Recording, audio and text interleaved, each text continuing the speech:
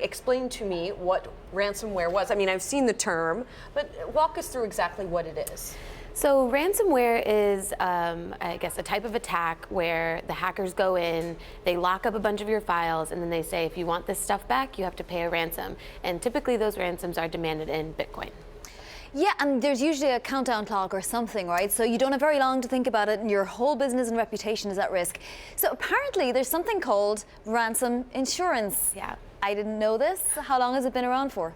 So if you look at just ransom insurance, you can go all the way back to the 1970s, and when these wealthy families and big corporations started to get worried that people would get kidnapped, and so insurers came out and said, well, we can help you, we'll insure against the price of the ransom. So flash forward 40 years, and now we're looking at these ransomware attacks, and they've kind of developed within their cyber coverage a whole suite of coverage that covers these ransomware attacks as well. And so it's not just paying the ransom, it's also figuring out who you're dealing with, because these companies can't be caught paying like terrorists. That's, violates a bunch of US laws. And so they have investigators, they have negotiators, they have people who kind of understand, they call them attack vectors. So they understand like where these guys might be coming from.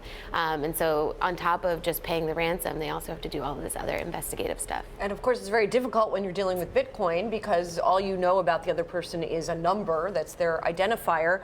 But the curious thing about this is, yes, Bitcoin has soared, but why then, as a hacker, am I not asking for 2 Bitcoin if the price has gone up so much? Are they keeping the number of Bitcoin they're asking for constant even though the price has soared? Exactly. So it's actually interesting.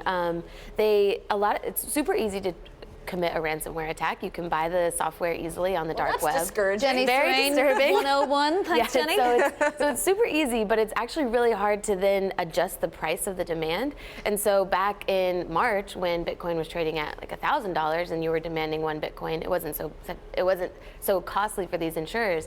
Now, flash forward, if they're still demanding that $1 and it's worth $16,000, it's become a bit more costly. Yeah, but it seems very problematic to me, because if you have ransom insurance, you have a ransom attack, you're probably just going to pay the attacker, right? Because you're going to get that back in insurance.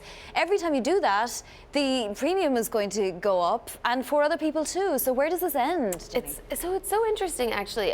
There's a big discussion about whether or not the companies will pay. So the insurers are trying to get companies to be proactive. Don't wait until you're attacked. Make sure you have backups so that you don't actually have to pay the ransom if it comes to that. And it's largely because of that point we talked about earlier. You don't know who you're paying, and so if you get caught funding a terrorist organization overseas, you could be in a lot of trouble. So there's a lot of discussion about actually paying the ransom, whether or not it's a good idea. But if you do decide to go that route, yeah, it definitely, I guess, teaches bad behavior on the point of the hackers, because they know it's been successful once, I can probably do it again.